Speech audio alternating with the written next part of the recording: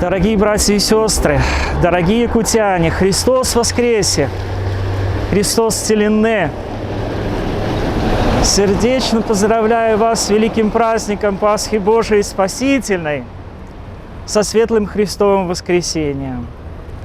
Радуюсь вместе с вами воскресшему Христу и плодам Его воскресения, потому что схождение на землю Бога Сына, Его страдания на кресте, страдания от людей, но в конечном итоге победа над смертью – это большое событие евангельской истории.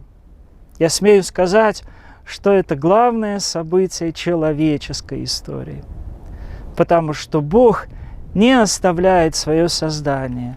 Бог исполняет им же написанный закон любви, и согласно этому закону сходит на землю, страдает и дает возможность последователям, ученикам Его тоже воскреснуть для жизни вечной.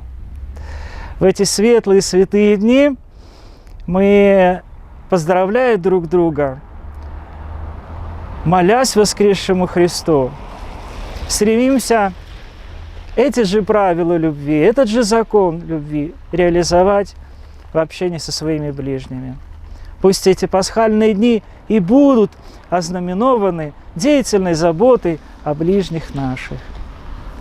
Я молюсь о мире в нашей стране, я молюсь о нашей республике, и всем вам, слушателям нашим и жителям богоспасаемой Якутии, желаю здравия и обильной пасхальной радости.